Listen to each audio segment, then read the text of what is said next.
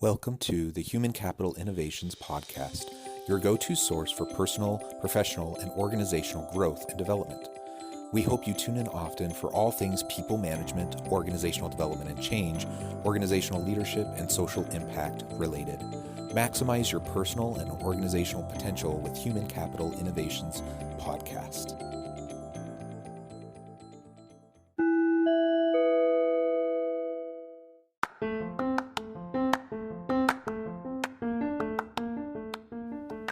Welcome to the Human Capital Innovations Podcast. In this HCI podcast episode, I talk with Stephen Kohler about the art of active listening.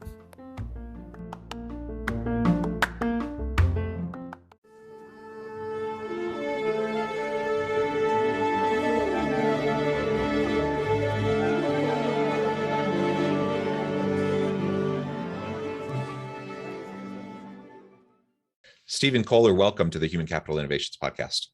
Thank you so much for having me, Jonathan. I'm really thrilled to be here.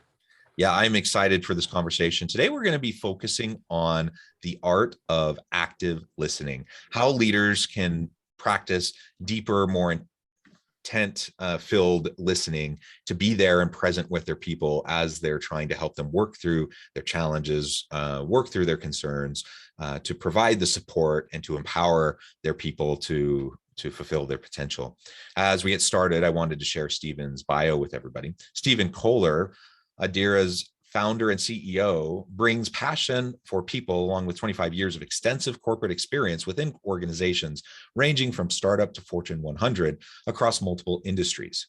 His credentials include an MBA from the University of Chicago's Booth School of Business, a BA in philosophy from Northwestern University, and he is a certified professional coach and balance scorecard professional. His passions include spending time with his wife, 2 children, and 2 dogs. He is a lifelong musician, avid barbecue enthusiast, and loves traveling the world. What a wonderful background. I love it. I love that you have a really interesting, unique kind of approach, coupling the music with all of the coaching and the leadership development that you do, as well as, I relate. I have 2 dogs myself. Wife and family and travel, all of that is stuff that I love as well. Again, great to have you. Anything else you would like to share with listeners by way of your background before we launch on in? No, I'm just really thrilled to be here and look forward to jamming during our discussion, so to speak. Good. And that's a nice musical term. It's been a long time since I've jammed with anybody. I've always been into music, more vocal than anything, a little bit of guitar, but back in the day, I enjoyed some good jam sessions. So I'll have to try that again sometime soon. Oh, excellent. I have to ask, what kind of music did you like listening to or performing? So, I was heavily involved in the performing arts when I was younger. Really from early teenage on through kind of my mid 20s. So choirs in school, jazz choir, musicals and drama in middle school, high school, and university. And then, had some opportunities to record some things and to perform, lots of performing in front of audiences and stuff. So always fun. And vocal jazz was kind of a big thing that I was involved in. And you do lots of jamming when you're doing jazz. True. And let me highlight, I love the rich timbre of your voice. I think it's not only probably well suited for music, but also certainly for podcasts. Oh, I appreciate that. Well, good. As we get started, just because you asked me, I want to ask the same question. What type of music do you tend to focus on most? What got you into music? And then maybe we could draw the connection there between your musical background, moving into your leadership development and coaching background, and really the topic for today, which is active listening, which of course is super important when you're talking about musical instruments and singing and music in general. Well, thank you so much for the question. All sorts of linkages are kind of emerging for me, Jonathan. I think the simplest way to answer is that I grew up in a musical family. My father was in choirs. My brothers and I were all in the band in high school on trumpet. And what really awakened my passion, and I'm going to date myself here, it was the fall of 1986 and what would become one of my favorite bands of all time, Van Halen, was promoting a new tour. I saw and promoting on this thing called MTV that a few of us still remember when it was all about music. And I saw Edward playing the guitar on TV in a way that I'd never heard of or imagined. And right then I knew that music had to be a much more significant part of my life. So for the last, 35 years or so, music has been a huge part of my life, not just personally recording and playing and writing albums and so forth, but also has increasingly become more of my professional journey. I was very honored to, have a number of corporate jobs around or inside the music industry for many years. And interestingly, during my corporate career, one of the biggest gaps that I saw with leaders was that they were often subject matter experts in their particular areas. One of their biggest growth opportunities was not listening. Counter to that, where I saw the most impact in terms of leaderships were leaders, I don't care what level they happen to be within an organization, that would really stop, slow down, and really be present, listen to whoever they might be speaking to. And that always stuck with me as one of the most powerful elements from a leadership. So fast forward in my journey, about 3 years ago, I became very passionate in transitioning from the work I had been doing, which was marketing and innovation work, into the people side. And I asked myself, what would it look like if there were a greater, ability for all of us in the world outside today to really start listening? For those of your listeners who happen to be Jimi Hendrix fans, you may know the following quote, which really encapsulates this. And Jimi Hendrix said, "Knowledge speaks and wisdom listens." Knowledge speaks and wisdom listens. And I love that because there's such an emphasis on our culture, Jonathan, at least in corporate lifestyle, of being the one who knows everything in the room. And that translates into us doing a lot of talking and a lot of proving. I think the true wise leader in the room is the one that spends far more time listening and figuring out and spending a lot of time with curiosity and kind of a growth mindset. So that's a long kind of introduction to say I've been very passionate, not only as a musician, but as a leader and as executive coach, with this idea of listening and helping other leaders grow, and is a big part of kind of our practice at Ardira. And so we leverage a lot of the metaphors between music and leadership with a special focus on listening. Yeah, I really like that. Another common phrase that really kind of came to me as you were talking about that is the idea of still waters run deep.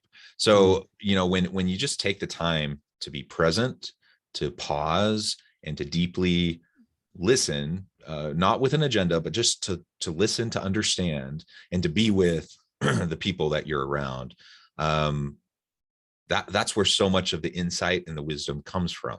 And you mentioned, the kind of the corporate culture of trying to demonstrate that you have all the answers, you know what needs to happen. It's all a facade. People, there's certainly a subset of people that think that good leadership means you have to exude confidence all the time, and they translate that into behavior through kind of this pounding your chest. Sometimes it goes into negative behaviors where they're undermining and condescending to people. But even if they're not getting into those toxic negative behaviors, just that feeling the need that they always have to have something to say, even when they haven't taken any time to think about it, but they just feel like, they're the leader, so they have to have something to say in that meeting. That's a problem. We really need to dispel that myth that is effective leadership. There are circumstances, there are situations where we need decisive individuals who can guide people through a crisis or whatever. And so there might be times where you don't have the opportunity to pause. But in most cases today, in this modern world, in a knowledge economy, most of the time we have those opportunities and we need to take them. We need to pause. We need to stop, slow down, listen, and take the time to think deeply about the strategy, to think deeply about the culture, to think deeply about how we're engaging our team. And if I, as the leader, am trying to exert all of my knowledge, expertise constantly, guess what I'm not doing? I'm not leaning on the expertise of my people. And they're the ones that are closest, they're the boots on the ground. They're the ones that are the closest to the action. They're the ones that are the probably the best experts in the specific areas that they're working in, not me as the leader, because I'm too disconnected and because I'm doing other stuff all the time. Right.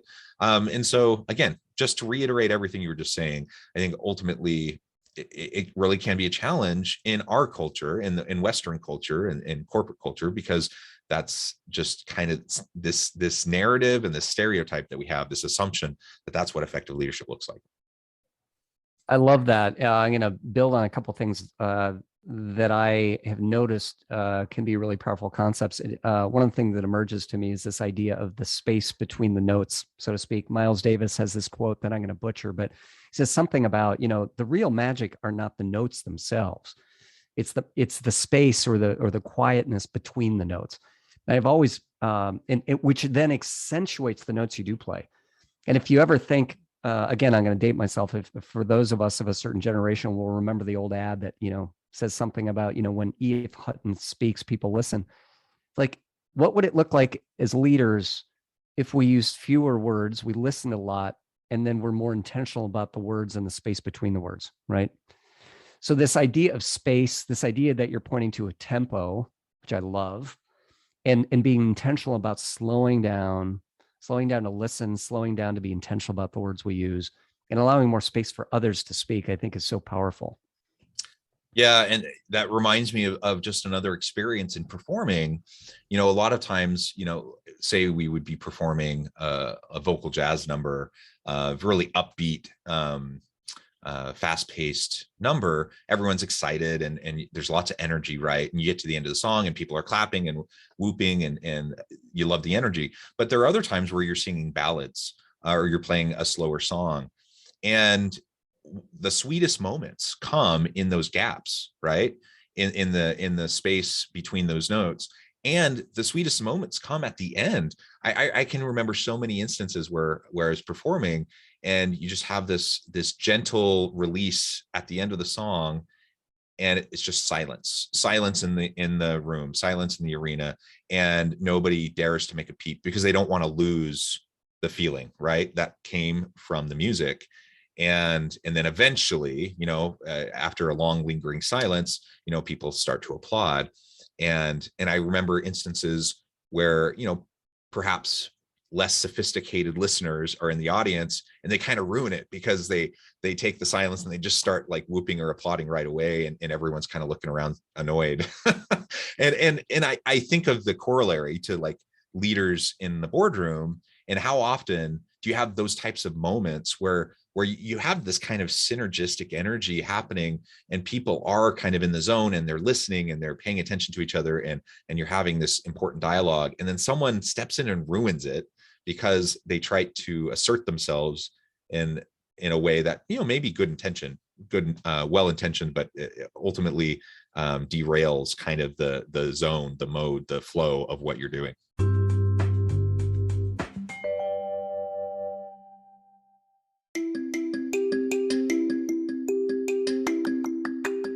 I'm excited to announce the publication of my new book from HCI Press, Bluer Than Indigo Leadership: The Journey of Becoming a Truly Remarkable Leader.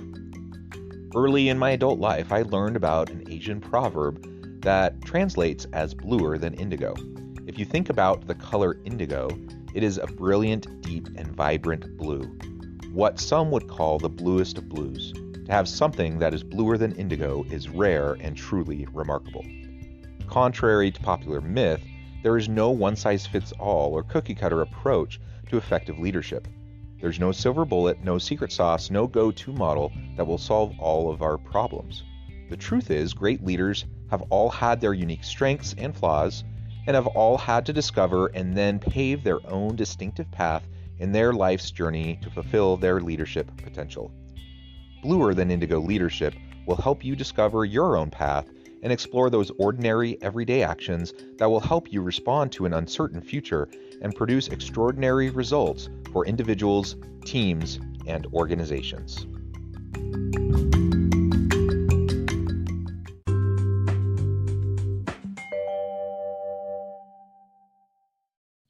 Great call out.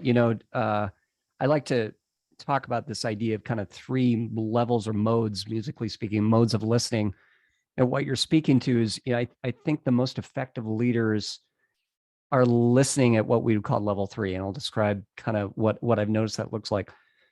A level 0 listener is somebody who's totally in their head, completely distracted, not aware of anything happening within themselves or what's happening around them. And let's be honest, that happens to all of us, particularly today in the art, the age of social media where we have so much distraction. Level 1 is the leader who starts to get present a bit with themselves, what's going on for them, but again, is not really opening themselves up to what's happening around them with their team members or the vibe, as you say, in the room. Level 2, you start to open up not only to what's present for yourself, how you're feeling, how you want to show up. You start to open yourself up listening wise to what's happening around you with the people, what's really going on with them. You still may be a little bit tone deaf, so to speak, to what's happening in the room. Level 3 is exactly what you're mentioning, where I am present with myself, I'm present with those around me, and I really have a sense of what's happening in the room. And I'll give you a classic example that I think a lot of us have experienced where somebody's not aware of kind of level 3. It's that leader who comes in with the agenda, little a agenda, the bullet points of all the things that they want to cover. 3 of the people are kind of engaged, and then one person, unfortunately, has got something going on. Maybe they had a loss of a loved one or something catastrophic. And the person with the agenda at the front of the room just keeps barreling forward. That is a classic example. And everybody in the room knows there's this dissonance. The leader at the front's got the agenda, they're powering through, and then somebody's having, a real moment. And the leader just keeps going with their agenda. They're not in tune with what's happening in the space. So the best leaders really are listening at that level 3. And it's rare. So I think that's an opportunity for all of us to hone in on. Yeah, it is an opportunity, and I appreciate that typology to try to understand. And you're right. We all find ourselves in different situations at different times where we kind of fall into those different buckets, right? We can try, I think, to strive for the level 3 approach most of the time. That's certainly a worthy aspirational goal. But we also just need to recognize we don't always accomplish that, and other people around us aren't always accomplishing that. And so we be patient with ourselves. We need to be patient with others, but we do need to work on developing ourselves towards that active listening, that deep understanding that we've been talking about. So I guess that's my next question. How do we go about starting to develop that, to strengthen that listening muscle and developing that skill? Yeah, thank you for the question. I also want to highlight, something interesting that I noticed on my own journey about this idea is looking to the world of music of how they do it. One of the fundamental first skills, and you know this, Jonathan, from your background, is we're given a set of skills in music called ear training. And notice I didn't talk about, playing the most notes on your instrument or singing the most notes if you're a singer, but ear training, meaning listening first. So they give you a set of skills to listen to tempo and pitch and volume and key signature and all these things about how to interpret and really be present. So I think what I would say is the first thing in a very pragmatic way is to notice the fact that we all get distracted, especially now with social media. I read recently that there's something on the form of 9, at any one time, we're getting at least 9 streams of digital information coming our way: texts, emails, blogs, Snapchat, you name it. And so it can be very difficult to get present. So step 1 would be to practice, and it is practice, as you said, getting as present as you can be with the individuals that you're with. That kind of gets you from level 0 to level 1. Starting to then shift into, what are you noticing about yourself? Am I feeling triggered? Am I feeling distracted? Am I feeling really engaged? And accepting however you're feeling and being okay with that. Setting an intention about how you want to be in this conversation. And it's perfectly okay if you say, look, I'm way too distracted to have a meaningful conversation. I'm going to ask for opportunity to reschedule, because my intention is to be present. I can't be present, so I want the grace to reschedule. Assuming that you can then move forward with being really present with the individual, the next step is to really, as you go from level 1 to level 2, do exactly what you mentioned, which is be wary of this trap we all fall into of listening with the intent to respond. Right? So we all do that, right? Because we race ahead to form a conclusion, try to tell them what we think, or the classic, oh yeah, let me tell you about the one time that happened to me, right? Classic. Or the other classic, yeah, but, right? So the antidote to that is, instead of listening with the intent to respond, listening to learn, embracing what the Buddhists would call, the beginner's mind, the learner's mindset, which many of us, of course, have. And so with that, we're not we're not listening to try to prove to somebody. We're listening to try to learn something we don't perhaps already know, which presumes that we may not know everything, which presumes that we could learn something from this conversation, stay really curious, right? So the key to level 2 is to really open up your curiosity, take on that beginner's mind, and then and be present. Very practically, one of the tips we can all do is do what we call mirroring back.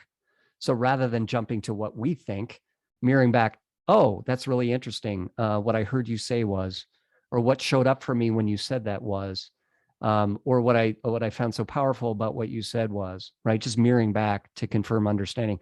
And by the way, the sweetest thing that anybody can do is feel heard. So by doing that, you are providing a rich amount of value to that other person, just allowing them to be heard. And then the third step is to really expand your listening with all of your senses to what's happening in the room. And what I mean by that is, we listen beyond more with our ears, right? We can listen with our eyes, with body language. Again, my example earlier, where the person maybe 3 chairs away from you is really in a difficult spot. Notice that with your eyes. So use your eyes to listen. Of course, notice with your ears. And then notice with what you might call your intuition or your gut. Like, what do you feel? We all have that sense that sometimes we ignore, or we try to block. But when you walk into the room, what's the energy in the room? Leverage that as part of your listening.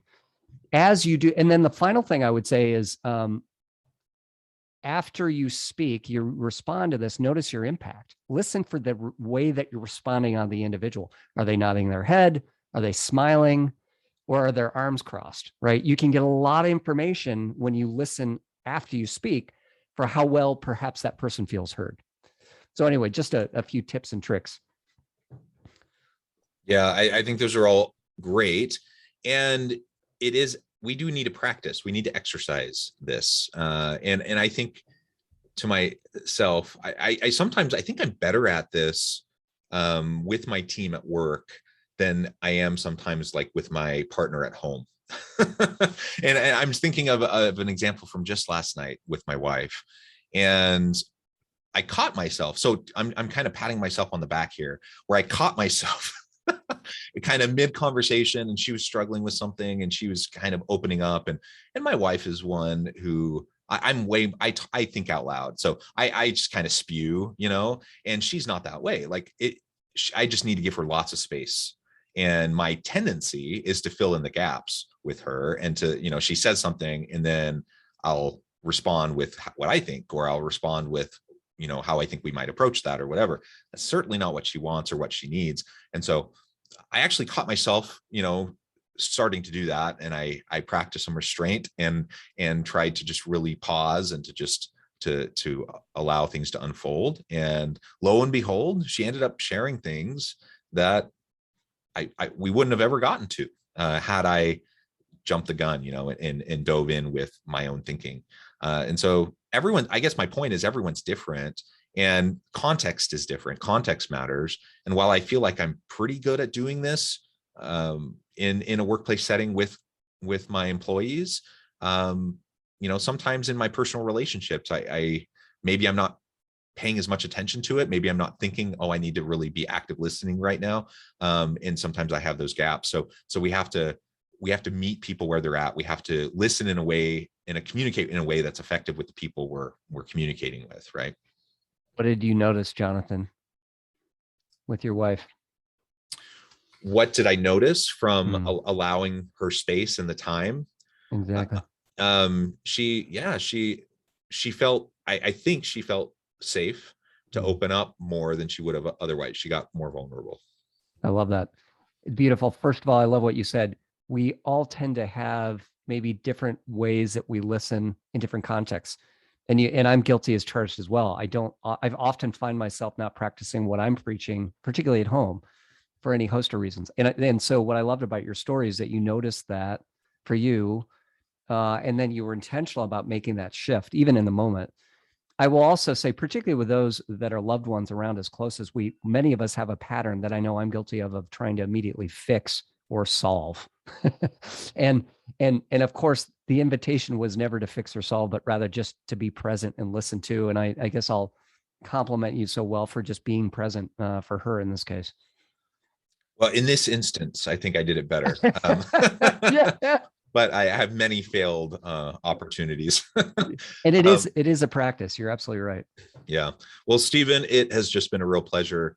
I feel like we've only really scratched the surface. We could go on and on, but I want to be mindful of your time and let you get on with your busy day. Before we close for today, I wanted to give you a chance to share with listeners how they can get connected with you, find out more about your work, your company, and then give us a final word on the topic for today. Absolutely. And again, thank you so much for having me on today. It's been a real pleasure. Best way to get in touch with me, it would be through our website, audiralabs.com. Check us out there. You can also check us out on all social media platforms. Little fun fact, the name of our company, Audira means to listen in Latin. So any place you find Audira on social media and web, feel free to check us out. I would simply close with, I would invite all of you, no matter how practiced you are in the art of listening, is to continue that and open up space for those around you and listen for the melody around you. And thank you so much. Well said. Thank you, Steve. It's been a pleasure. I encourage listeners to reach out, to get connected, find out more about what Steve and his team can do for you. And as always, I hope everyone can stay healthy and safe, that you can find meaning and purpose at work each and every day. And I hope you all have a great week.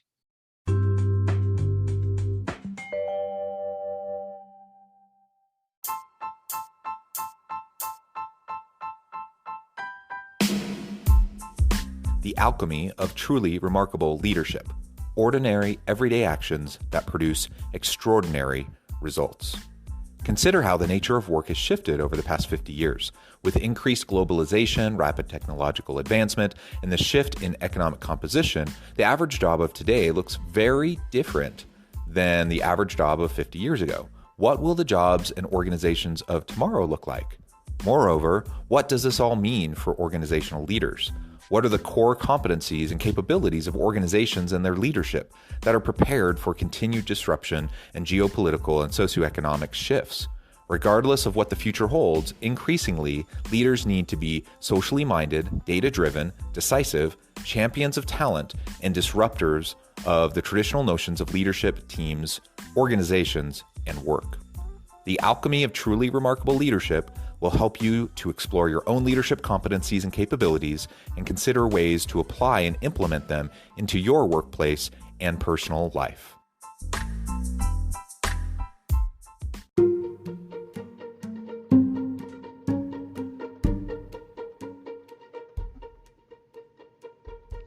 Check out Human Capital Innovations magazine, Human Capital Leadership. Human Capital Leadership is a free, interactive e-magazine with the mission to help individuals, leaders, and organizations find innovative approaches to maximize their human capital potential. We publish issues quarterly in August, November, February, and May. Take a look at the latest issue and let us know what you think.